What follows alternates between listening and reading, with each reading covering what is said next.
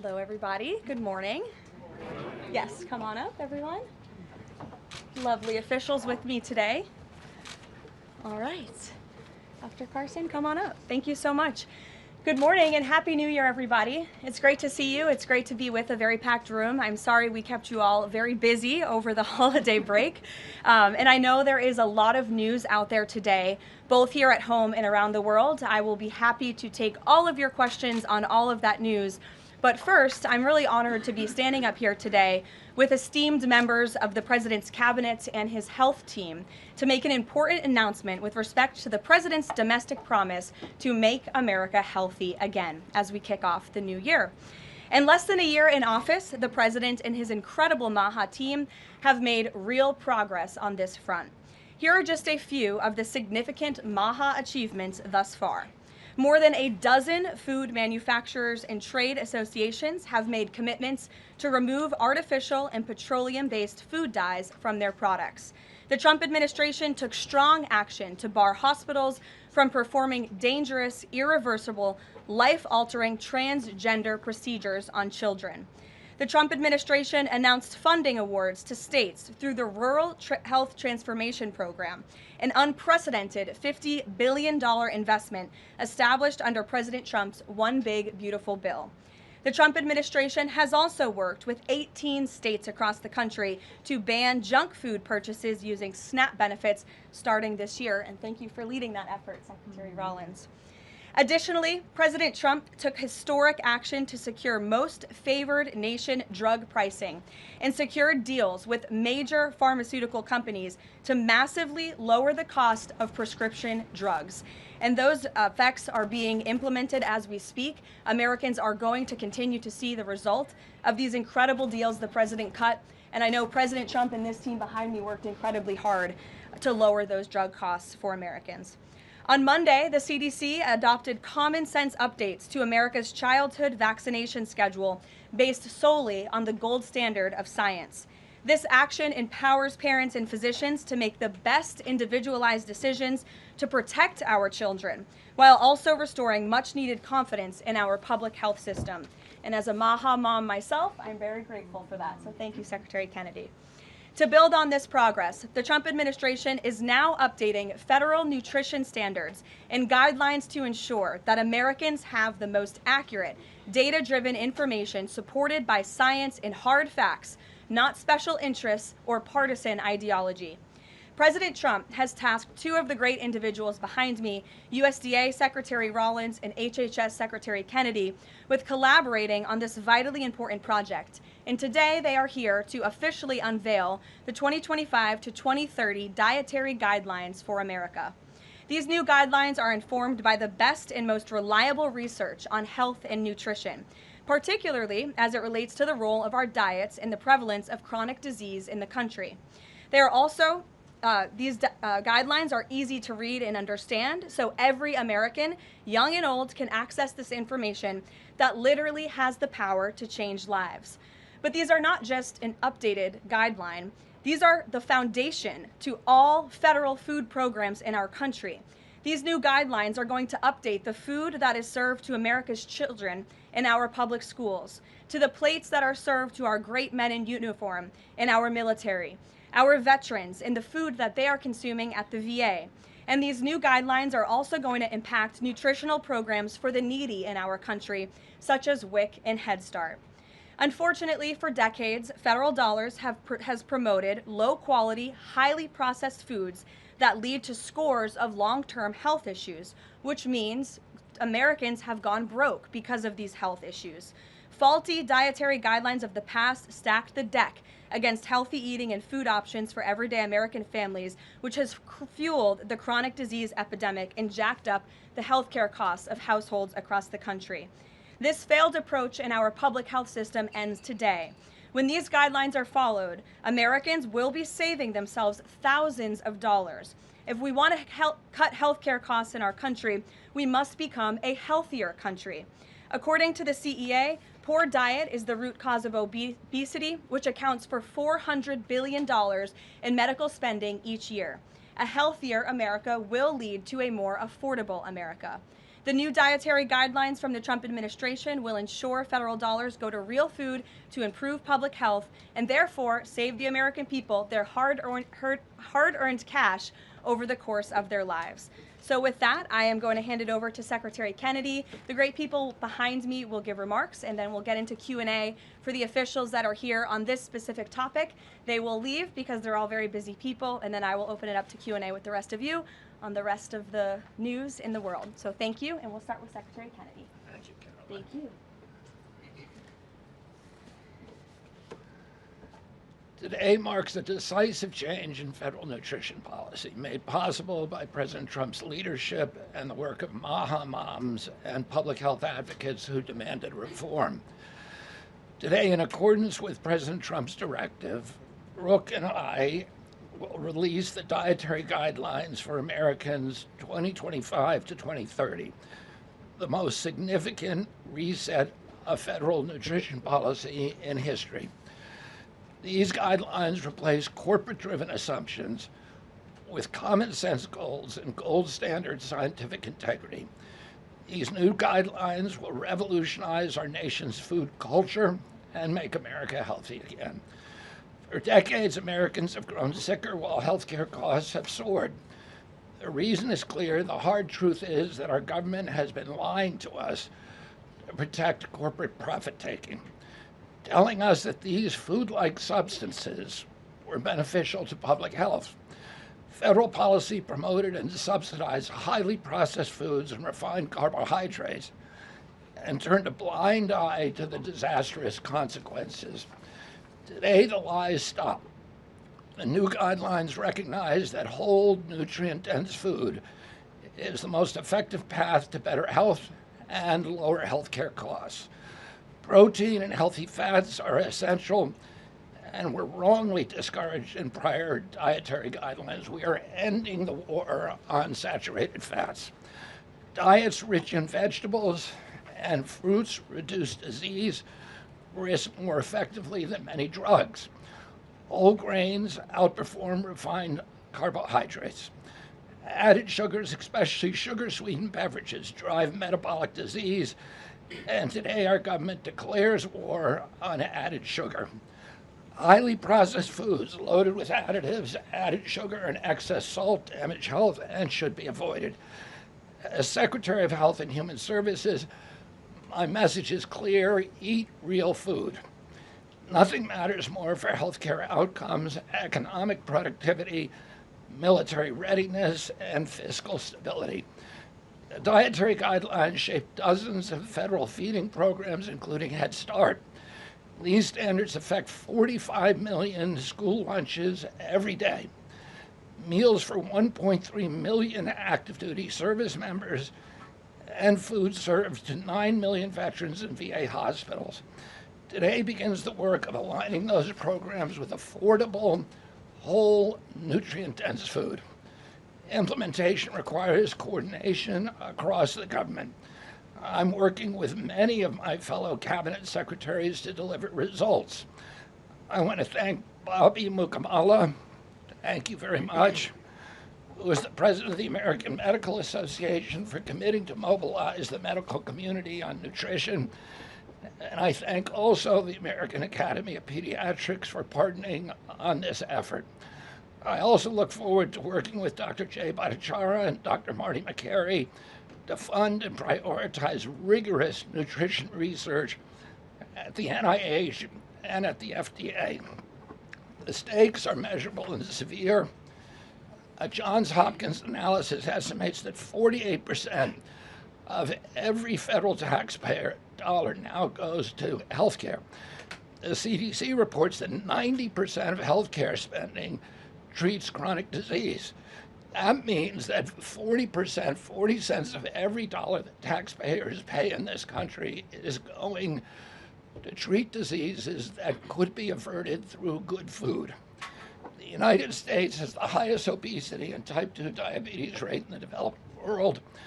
We spend 3 times more per capita than the European Union on healthcare, yet our life expectancy is 5 years lower, largely due to diet-related chronic disease. Our childhood obesity rate is 5 times higher than countries like France. 1/3 of U.S. teens have prediabetes, over 35% are overweight or obese, and 20% of young adults have non-alcoholic fatty liver disease. 77% of military-aged Americans are ineligible for military service because of diet-related conditions. If a foreign adversary sought to destroy the health of our children, to cripple our economy, to weaken our national security, there would be no better strategy than to addict us to ultra-processed foods. It's shocking that our own government helped to drive these cataclysmic changes in our diet.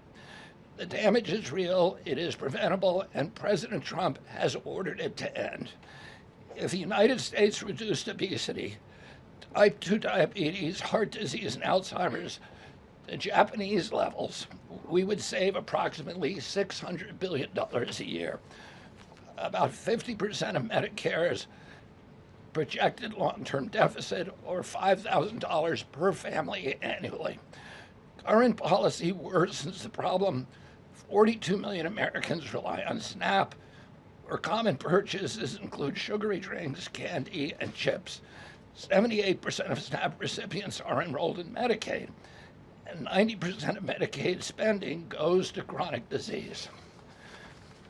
These incentives raise healthcare costs and undermine health. This must change. The new framework centers on protein and healthy fats, vegetables, fruits, and whole grains. And you can see the food pyramid here.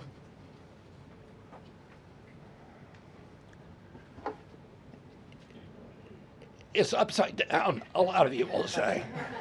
But it was actually upside down before, and we just righted it. For the first time, the dietary guidelines directly address ultra-processed foods and set firm sugar limits in federal procurement, driving a significant reduction in added sugar in school meals. I want to thank President Trump for his leadership and the partners committed to ensuring that federal food dollars support real food and better health. Thank you. And I want to introduce my partner and friend, Brooke Rollins, who is an extraordinary collaborator on this. Thank you. Well, good morning, everyone. Happy New Year. What a honor to be here. I think this is Karoline's first press conference back, and what a great way to start the new year, 2026. I want to thank Secretary Kennedy. Your commitment to the well-being of Americans is such a blessing to this nation. We have been working on these new dietary guidelines really since almost day one. Bobby and I were voted on the same day and sworn in on the same day. So I think the partnership from minute one has been real and extraordinary. As Secretary Kennedy mentioned, America is in the middle of the worst chronic health crisis in our nation's history. Over 40% of the roughly 73 million children in the United States have at least one chronic health condition, and nearly 90% of healthcare spending goes toward treating people with chronic disease. Secretary Kennedy mentioned that, but it is really important to keep underscoring that fact. This crisis is unacceptable. It prevents Americans from living healthy and happy lives. And for decades, under both Republicans and Democrats, federal incentives have promoted low quality, highly processed foods and pharmaceutical interventions instead of prevention. As a result, nutrient-dense whole foods grown by America's farmers and ranchers have been increasingly displaced. The Trump administration is acutely aware of this danger, and today this announcement is making a major step in doing something about it. Thankfully, the solution is simple and should be non-controversial. Eat real food. This is the main message of the new Dietary Guidelines for Americans 2025 to 2030, which encourage households and schools to prioritize whole, nutrient-dense foods. That means more protein, more dairy, more healthy fats, more whole grains, more fruits and vegetables, whether they are fresh, frozen, canned, or dried. We are finally putting real food back at the center of the American diet.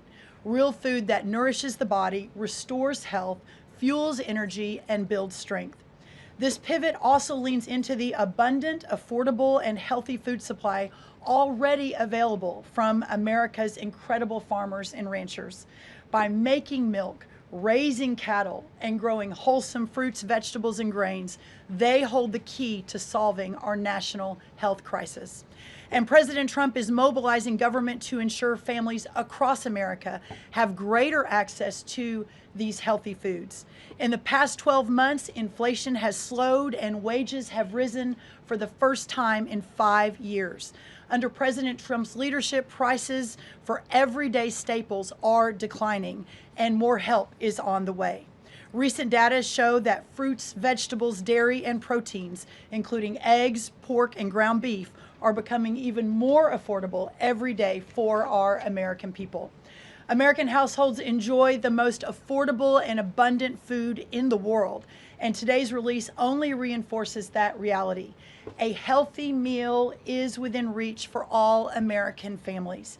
These new dietary guidelines are a framework which is meant to be customized to meet the needs, the preferences, and the financial status of all American families. For example, a meal including such items as pork or eggs or whole milk or cheese, tomatoes, other fresh and frozen fruits and vegetables, whole grain bread, corn tortilla can cost today right around $3 for that meal. $3. And soon USDA will finalize our stocking standards, which means that those businesses in America that take the SNAP benefit, what they are required to stock in order to take that benefit. By the way, that's almost 250,000 retailers across America. That very soon we will be finalizing that rule that will mandate all 250,000 retailers in America double the type of staple foods that they provide for America's SNAP households. This means healthier options will be in reach for all American families, regardless of circumstance, at levels never seen before in our country. These dietary guidelines are foundational to so many USDA programs, and their introduction marks the first step in connecting America's schools and dinner plates to the best of American agriculture. Make no mistake, under President Trump's leadership, we are restoring common sense, we are restoring scientific integrity, and we are restoring accountability to federal food and health policy. The new guidelines are all about putting the well-being of Americans first, exactly where it should have been all along. This is the foundation that will make America healthy again, not just for those of us alive today, but for our children and our children's children and those coming behind. I want to end by saying God bless American families, God bless the American farmer and rancher, and God bless America. What an honor now to introduce another great partner in this incredible work, and that is Dr. Mehmet Oz. Thank you. Congratulations to Secretary Rollins, Secretary Kennedy, and do want to express my appreciation for what the President has done overall to increase the affordability of health care. The biggest accomplishment perhaps for the health system abilities to drop down prices last year was the most favored nation drug pricing that Karoline mentioned. These are incredibly effective at reducing the cost, for example, of what the President calls the fat shot, the Ozempic, GLP-1s category of medications. We dropped them dramatically. But the best way to reduce drug spend in America is to not need the drugs in the first place. What you're hearing today with these dietary guideline adjustments are going to be massively effective, and not just dropping the need for us to buy these weight loss drugs, but buy these expensive drugs for autoimmune problems. We have evidence that food is medicine when it comes to conditions as varied as mental health issues from Alzheimer's and depression to fundamental realities of how children learn in school. So the question then becomes, what is this actually going to do in dollars and cents? And I had the group at CMS run some numbers for us to try to give you concrete assessments of how much this will drop the spend that the federal taxpayer must make for Medicare and Medicaid. And I'm more optimistic today than ever that we can address the fast rising rate of healthcare expenses in America because of movements like this. Right now, we're increasing health expenditures in America at roughly twice the rate of the GDP growth. We will correct that if we can get America to be healthier, because you can't be a wealthy nation without being a healthy nation. So 2 numbers for you to remember. The first is 30 billion. Why?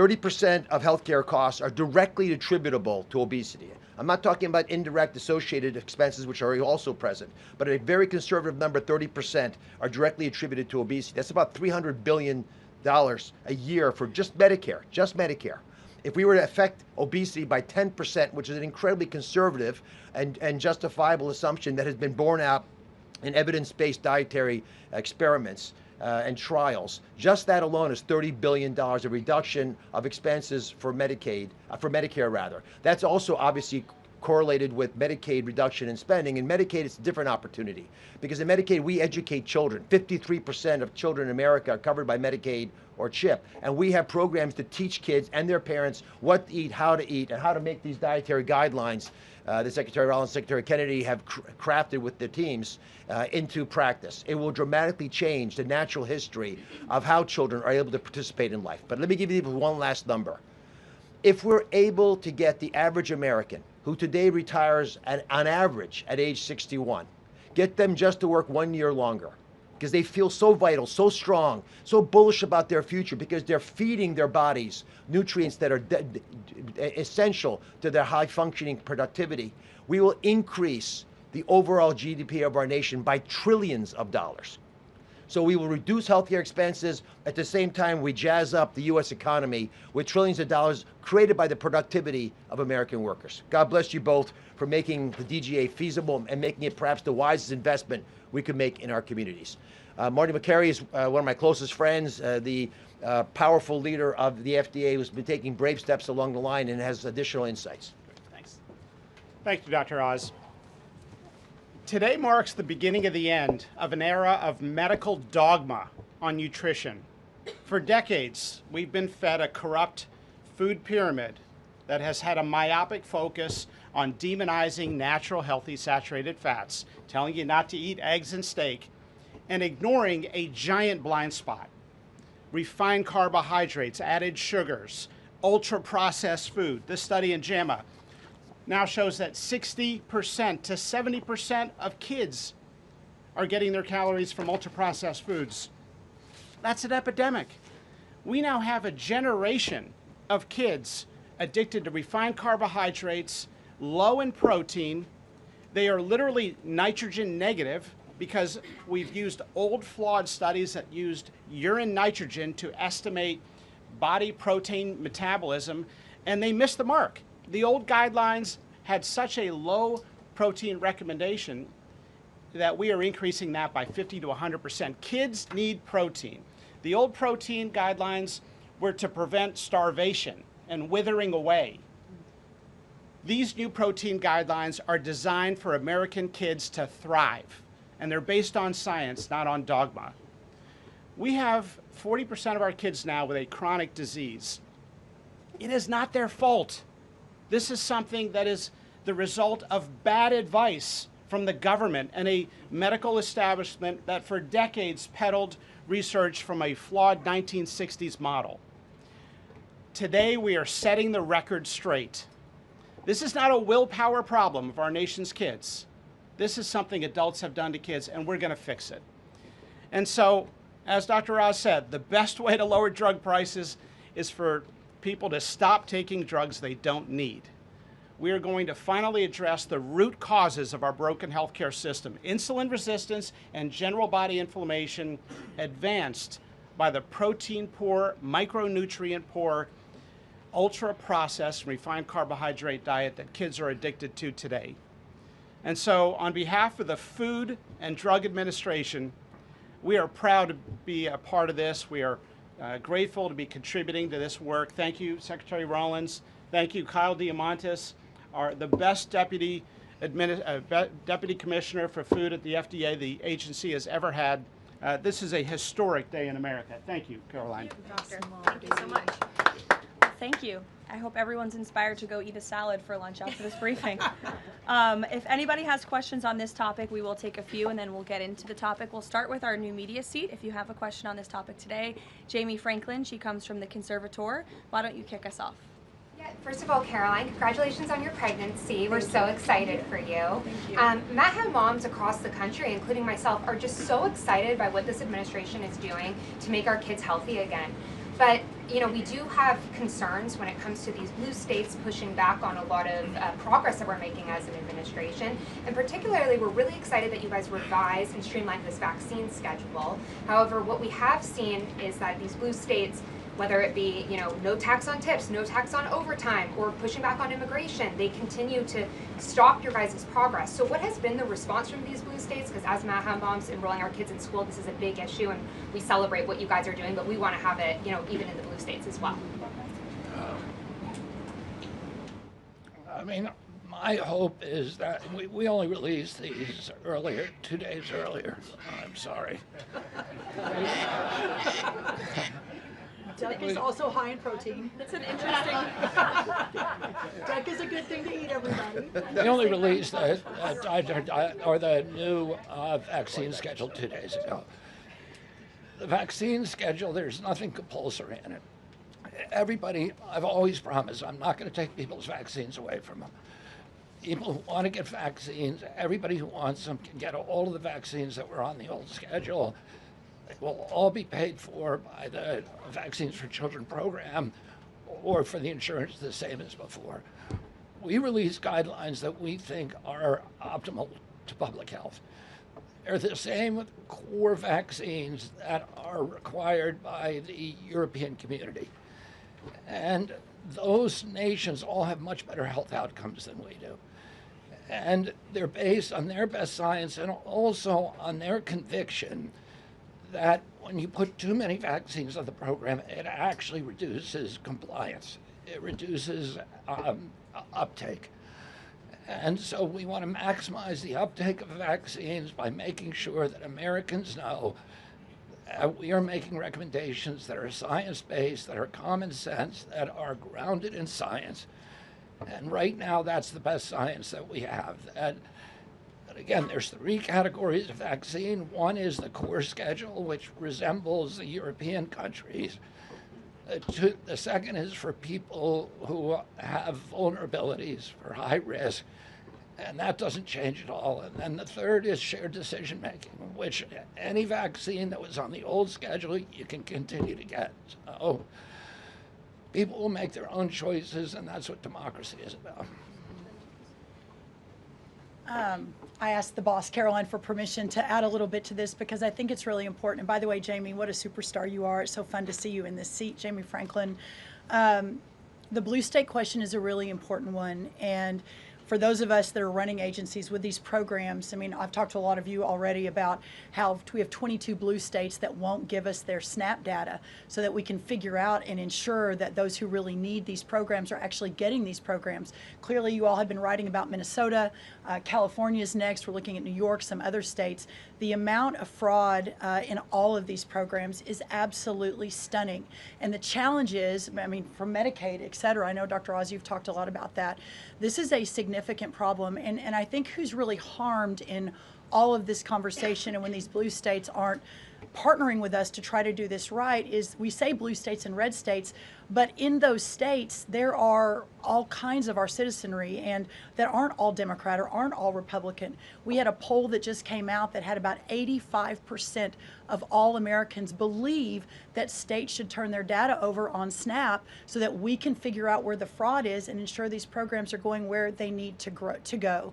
So my request of these blue states and these blue state governors is partner with us. Let us figure out how to do this better. Let us make sure that whether it's the vaccine schedule or the SNAP program or the Medicaid program or the child care program, that we are doing everything we can to protect every tax dollar, but to also ensure those who need it the most vulnerable in our society, are getting the programs they need versus those who A, are not even supposed to be here, or B, are cheating the system. Jeff. Thanks, Caroline. One of the changes that was made had to do with alcohol.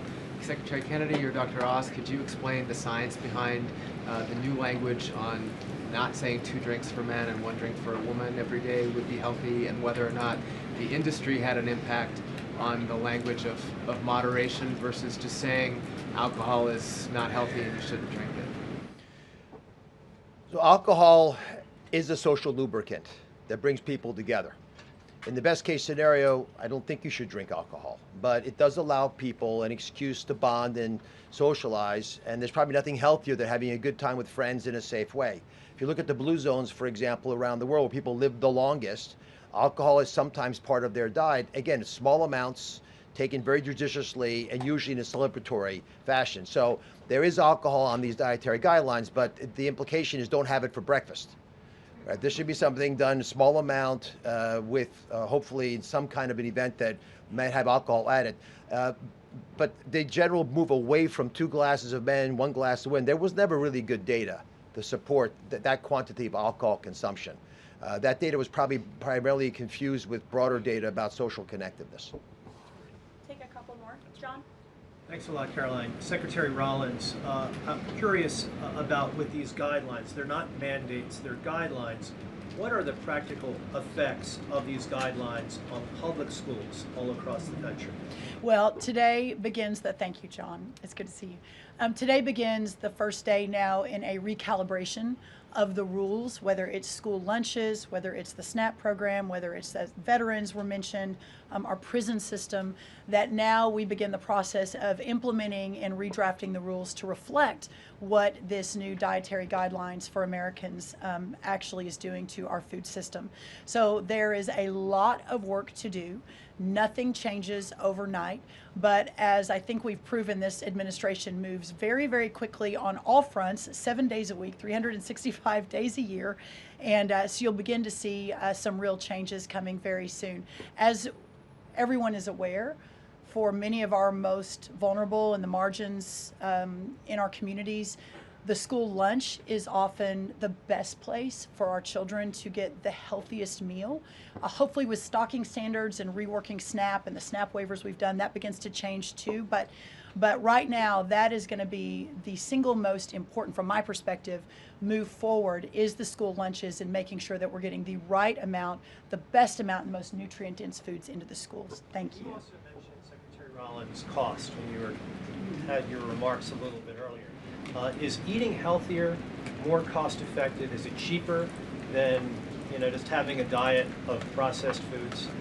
I had a whole chart to show you, but left it in the back, unfortunately, that yes, indeed, that eating healthy, for the most part, we've got 100 simulations, is actually less expensive.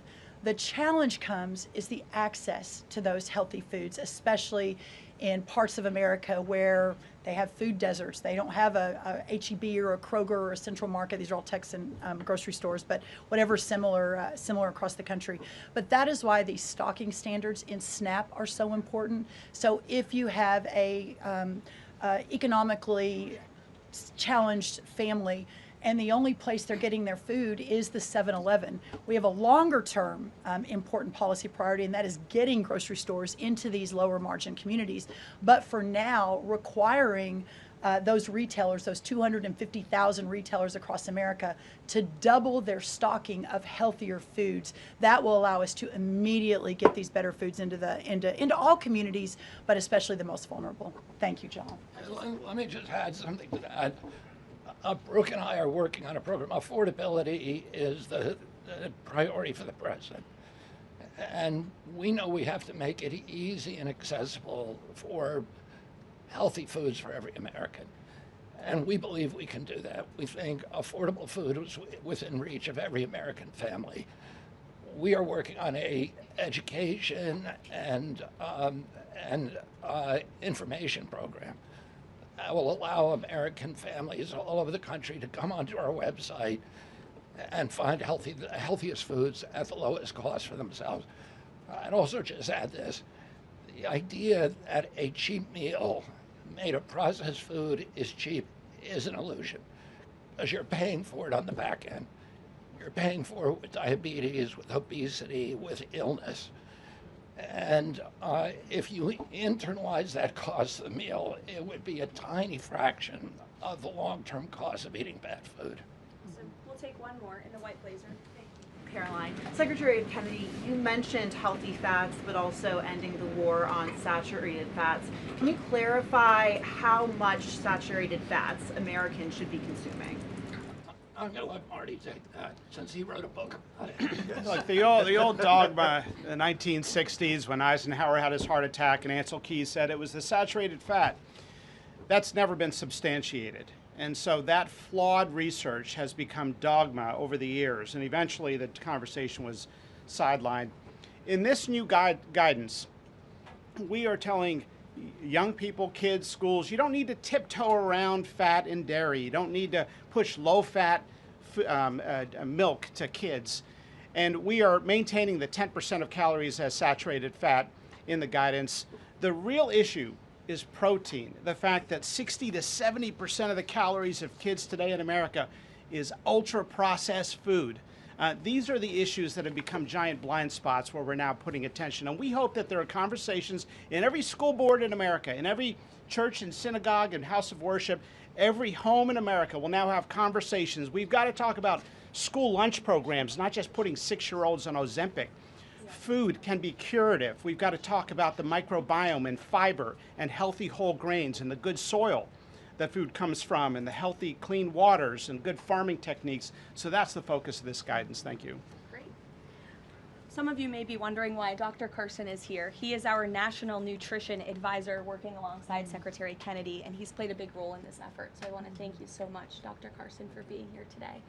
And thank all of you for being here today. I know you're all very busy people, and these people have a lot of questions on things other than diet, I'm sure. So I'm going to get to work, and thank you guys so much for coming. Thanks, everybody. Thank you. Thank you. Okay, thanks. All righty.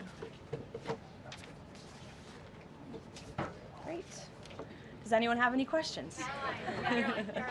Rachel, why don't you start? Thank you, Caroline. The president has been adamant that he is now in charge of Venezuela, but Delcy Rodriguez said the government of Venezuela runs her country, no one else, saying, quote, there's no external agent governing Venezuela. So which one is it? Let me just be very clear. This is the first time that I've addressed Venezuela from the podium since being back and since the historic and incredibly successful military operation, law enforcement operation conducted by our United States military that you all saw and the world witnessed last week. The skill, the might of the United States military and our country under the leadership of this president is on full display to the rest of the world. And let's just set the record straight. There isn't another military in the world who could have pulled off this operation. There is not another president in the world or in our nation's history who had the courage to authorize such a mission. And I think the world has taken notice that America is truly back. With respect to Venezuela, the Trump administration, led by Secretary Rubio, the vice president, and the president's entire national security team, is in close correspondence with the interim authorities in Venezuela. We obviously have maximum leverage over the interim authorities in Venezuela right now, and the president has made it very clear that this is a country within the United States, the Western Hemisphere, close by the United States, that is no longer going to be sending illegal drugs to the United States of America. It's no longer going to be sending and trafficking illegal people and criminal cartels to kill American citizens as they have in the past. And the president is fully deploying his peace through strength foreign policy agenda. So we're continuing to be in close coordination with the interim authorities, and their decisions are going to continue to be dictated by the United States of America. Just one follow-up, when you talk about that leverage there, has the Venezuelan government fully committed to turning over its oil to the United States indefinitely, and what happens if they do not? Well, as you saw, the president announced last night, this was a deal. This was a deal made by the president and his team with the Venezuelan interim authorities. This will benefit both the American people and the Venezuelan people. And Secretary Wright and the Department of Energy are working with the interim authorities and also with the private oil industry to execute on this historic energy deal. That's not only good for the United States, but it's also going to revive the prosperity, the safety, the security of both the United States and Venezuela as well. Ed. Following up on the oil part of this, the 30 to 50 million barrels of oil, how exactly is that going to work? You're getting it out of Venezuela into the United States? Yes. And then what? That's exactly right. So as you know, Ed, as the president announced last night, this was the sanctioned oil that was basically just sitting in barrels, sitting on ships because of the effective quarantine of the United States of America. And the interim authorities have agreed to release that oil to the United States, so it will be arriving here at home very soon. The United States government has already begun marketing Venezuelan crude oil in the global marketplace for the benefit of the United States, engaged the world's leading commodity marketers, key banks to execute and provide financial support for these crude oil and crude product sales.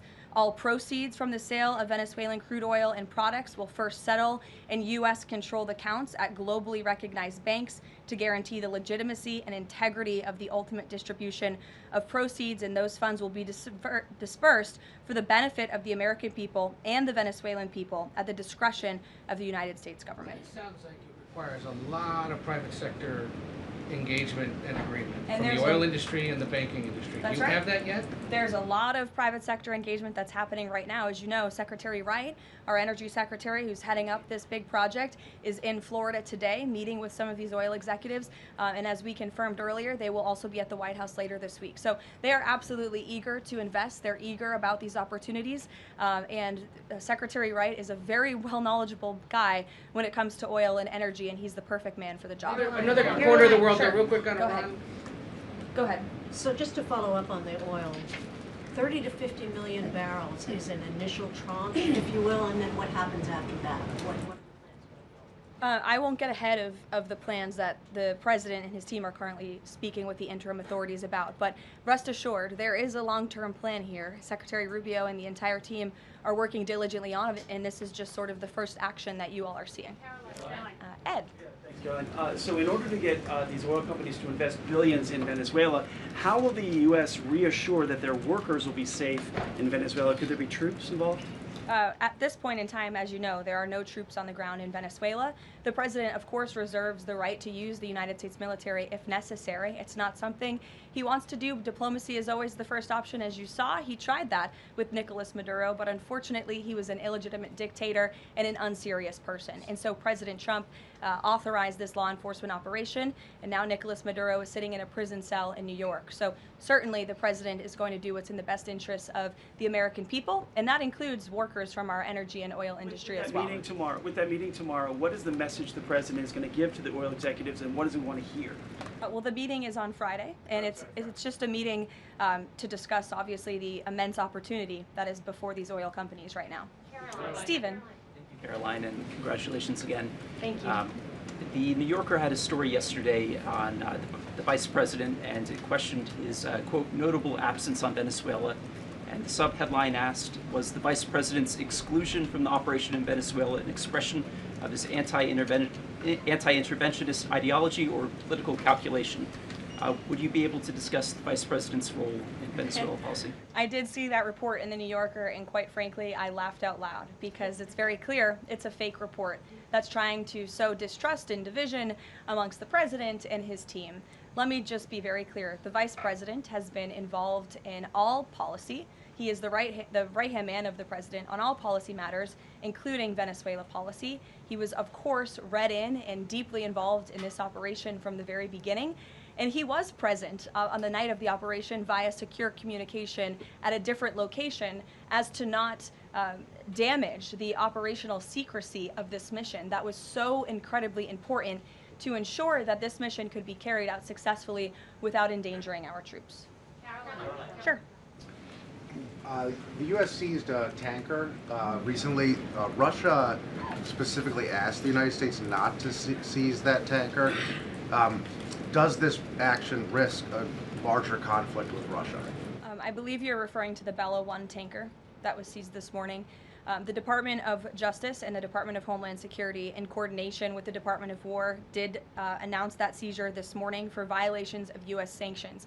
I've spoken about the enforcement of our sanctions policy at the podium prior to the new year, and this administration is going to fully enforce the sanction policy of the United States. The vessel this morning was seized in the North Atlantic pursuant to a warrant issued by a U.S. federal court after being tracked, and this was a Venezuelan shadow fleet vessel that has transported sanctioned oil, and the United States of America, under this president, is not going to tolerate that. I would also just add the vessel had a judicial seizure order in the crew, so that means the crew is now subject to prosecution for any applicable violation of federal law, and they will be brought to the United States for such prosecution if necessary. Kelly. Caroline, Happy New Year to you. Thank you. You I'd too. like to talk to you about a couple of things real quickly. The first question about the Venezuelan people. As you know, there's some 8 million Venezuelans here, some of them celebrating in the streets. There are Venezuelans on the ground who are concerned about their safety. What does the Trump administration, what is it doing to actually help people in Venezuela understand that they will be secure throughout this transition? I think the fact that this president actually followed through on the long-held promise of the United States of America, the bipartisan promise to take down the illegitimate Maduro regime, should give assurance to the Venezuelan people and also Venezuelan Americans who fled this communist regime for a better life here at home, that this is a president who is serious about taking down illegitimate regimes and who is also serious about securing the security of the United States of America, including the Venezuelan American people. And I would just add that this is something that not just Republicans and President Trump have talked about for a very long time, but it is also something that Democrats have advocated for. In 2020, Chuck Schumer said that that at the time, President Trump had not brought an end to the Maduro regime. The Maduro regime is more powerful today and more entrenched today than it was when the president began. Now you hear Chuck Schumer out there saying this is reckless. The American people and the Venezuelan people should be in fear. But this is something that Chuck Schumer has long advocated for. Senator Chris Van Hollen, same thing, had said that the United States is going to use its leverage and influence to push for negotiations to transition to the truly elected leader. This was under President Biden. We know Maduro and his cronies don't want to go quietly into the night. The U.S. needs to work to ratchet up the pressure. Now, Senator Holland says it's an illegal act of war to get rid of Nicolas Maduro. So the hypocrisy is really astounding here, and thank you for giving me an opportunity to point it out, Kayla. Sorry, go ahead. Yes. So there are reports that the administration is demanding that Venezuela cut ties with China, Russia, Iran, and Cuba. Can you confirm? I'm sorry? Reports that the administration has essentially demanded that Venezuela cut ties with China, Russia, Iran, and Cuba. Can you confirm that?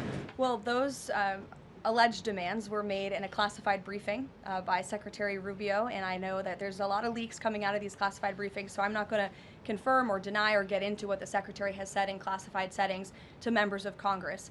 But I think that the administration has made it quite clear to the interim authorities in Venezuela that this is the Western Hemisphere and American dominance is going to continue under this president. If I could just ask, there have also been reports that the U.S. could potentially buy Greenland as one potential option on the table. What would such an offer look like? Is there anything monetarily you could provide, any details there? Well, that's something that's currently being actively discussed by the president and his national security team. And I would point out that the acquisition of Greenland by the United States is not a new idea. This is something that presidents dating back to the 1800s have said is advantageous for America's national security. The president has been very open and clear with all of you and with the world that he views it in the best interest of the United States to deter Russian and Chinese aggression in the Arctic region. And so that's why his team is currently talking about what a potential purchase would look like. Caroline. Jackie. Caroline, just following up on Greenland, why not rule out taking it by military force? I know that past presidents and past leaders have often ruled things out. They've often been very open about ruling things in and basically broadcasting their foreign policy strategy to the rest of the world, not just to our allies, but most egregiously to our adversaries. That's not something this president does. All options are always on the table for President Trump as he examines what's in the best interest of the United States. But I will just say that the president's first option always has been diplomacy. Again, look at Venezuela. He tried ardently to strike a good deal with Nicolas Maduro, and he told him, I will use the United States military and you will not like it if you don't take such a deal. And look at what happened. With respect to Iran, the president said the same thing, right? He tried to have serious interest in a deal with the Iranian regime with respect to their nuclear capabilities. They were not interested, and so Operation Midnight Hammer happened, which was another remarkable military success under the leadership of this commander-in-chief. So the president keeps his options open, but diplomacy is always the first. Quickly, just one additional follow-up on that. Does the president recognize Denmark's ownership as part of the kingdom? Because there have been some Republican senators questioning the claim that Denmark has to Greenland. Is the president in that camp with them, questioning the legality of I have not heard him question it personally, but you're welcome to ask him yourself next time you have the chance. Sanctions are being lifted for Venezuela. We got to lift some sanctions to let the oil come in. Can you talk about that just very briefly? Yes, so the U.S. is selectively rolling back sanctions to enable the transport and the sale of Venezuelan crude and oil products to the global markets, yes. Caroline. Annie. Thank you. There are some reports from Venezuela that the country's leaders are cracking down on the population, specifically suppressing public expression of support for Maduro's ouster. Is that kind of behavior consistent with what the president wants to see, how the president wants to see the leaders take on the population? It would not be consistent, and I'll let the president's national security team speak further on that. I know they are well aware and tracking. Kelly. Two questions. One, on the seized vessels, the Bella, the Sophia, can you tell us where they're headed, what happens to any existing cargo, and you reference personnel potentially facing prosecution? That's one thing I'd like to follow on. And then on the Bella. Yes, okay. And on Annie's question, if I could also ask, does the administration believe that the interim regime should release all political dissidents and prisoners and return detained Americans? That's not a question that I've personally spoken about to the president with, so I will let him answer that question. I don't want to make new policy at this podium today with respect to Venezuela. With respect to the two ships that you mentioned, I spoke with you about the Bella 1. There was another vessel this morning, the Sophia, that in coordination with the Department of War, the Department of Homeland Security apprehended it. This is a stateless, sanctioned, dark fleet motor tanker, and this occurred without incident. This vessel was operating in international waters and conducting illicit activities in the Caribbean Sea. The U.S. Coast Guard is escorting the Sophia to the United States for final disposition. To answer your question, Kelly, directly, this was through Operation Southern Spear. The Department of War is unwavering in its mission to crush illicit activity in the Western Hemisphere. And as the President has repeatedly stated, we're going to defend our homeland and restore security and strength across the Americas. Dasha. Dasha, go. Caroline, thank you and Happy New Year. Thanks, you too. Two questions, one on Venezuela, one on Greenland. You've repeatedly at the podium called the current leadership in Venezuela interim leadership. There are Republicans and Democrats alike that say they want to see elections in Venezuela. The president had said it's too soon to do that right now, but is there a timeline for elections in Venezuela? Is he committed to seeing that this year, for example? You just said the president has answered that question, so I will reiterate what the president has said a few times now to all of you, which is that it's too premature and too early to dictate a timetable for elections in Venezuela right now. Caroline, you just talked to Jackie about diplomacy first, right? The Danes have repeatedly said they are willing to collaborate on all of the concerns that the president has, whether it's more troops, mineral rights, intelligence sharing. Why does the president feel he needs to own Greenland and not and put out the threat of military action when this could be done through diplomacy? Well, who said diplomacy isn't taking place behind the scenes, Dasha? I mean, the president is interested in diplomacy. His national security team is as well. And of course, he's always willing to pick up the phone for everybody and hear out their concerns. But the president is the president of the United States of America, and he's always going to be very clear about what he views as being in our nation's best interest. Reagan.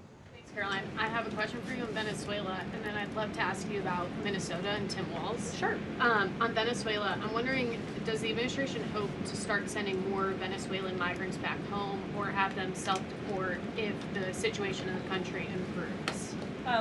As far as I'm concerned, the policies of the Trump administration and the Department of Homeland Security have not changed.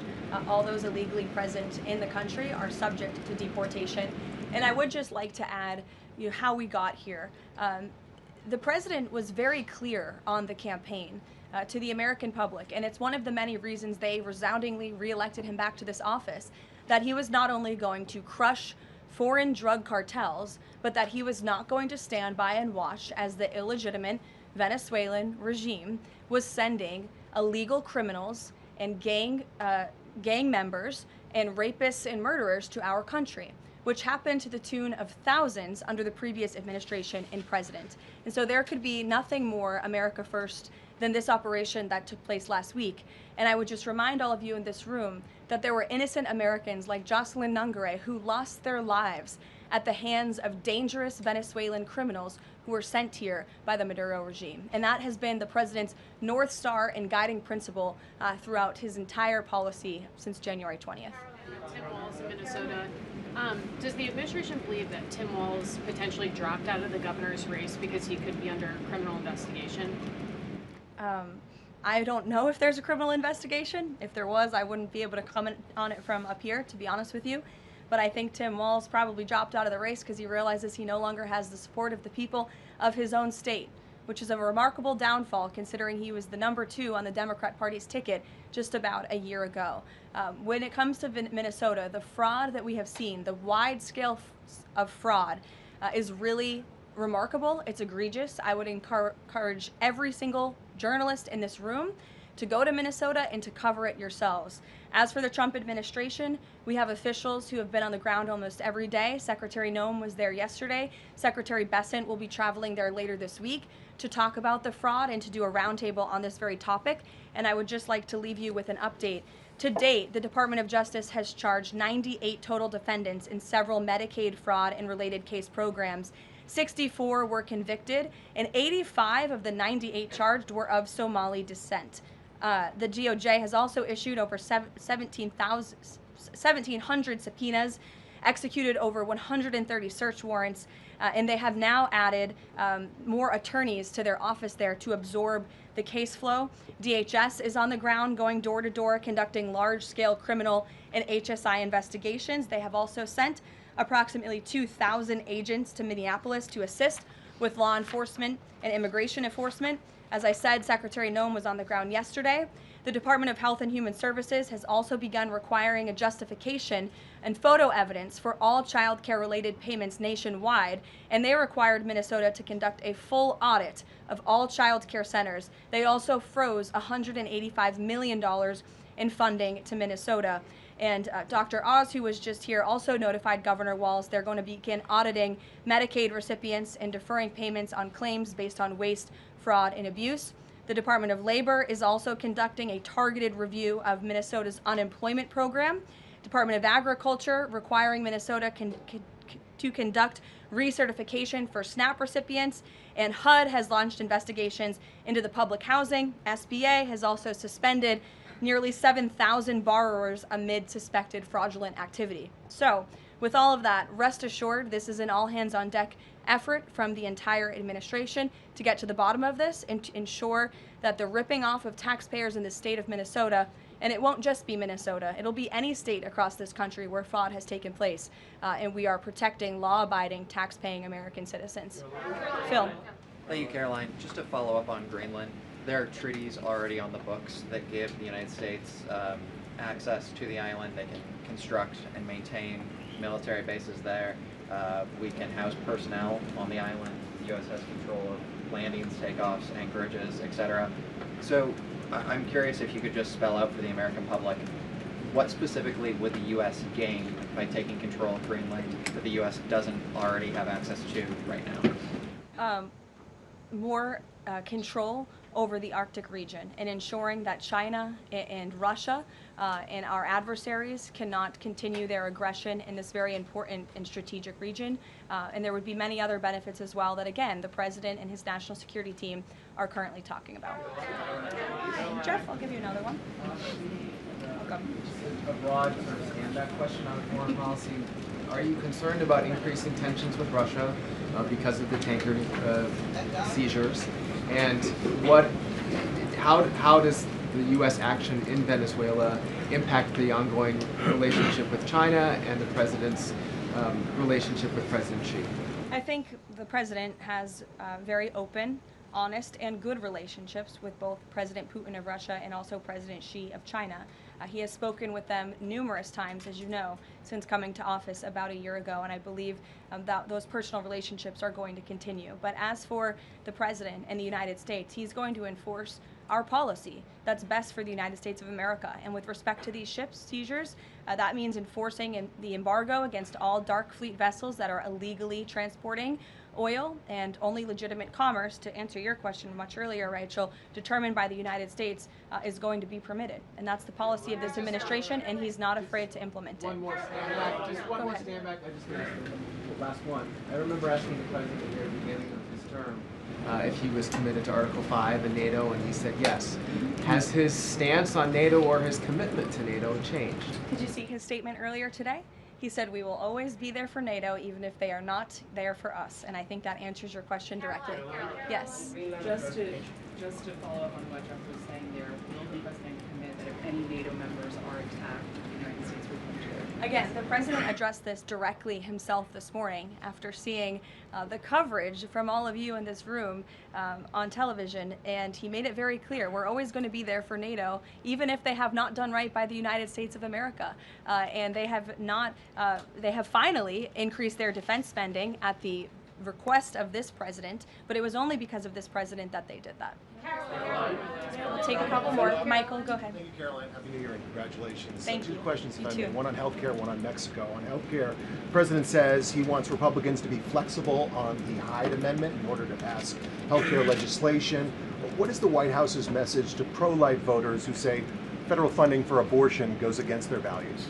Well, the president did not change the administration's policy. It was President Trump who signed an executive order protecting the Hyde Amendment. It's the Trump administration that has taken multiple actions on various fronts to ensure that taxpayer dollars are not funding the practice of abortion. What the president was saying yesterday was Republicans, and frankly Democrats too, need to show a little bit more flexibility so we can actually get something done with respect to the issue of health care. Republicans have amazing ideas. The president himself, as we spoke about earlier, has launched this Most Favored Nation drug pricing initiative, has cut good deals with Big Pharma. He wants to see Republicans and Democrats too, if they're willing, codify those executive orders into law so that these good deals can remain and these prices can continue to be lowered long after this president and this deal maker in chief is gone.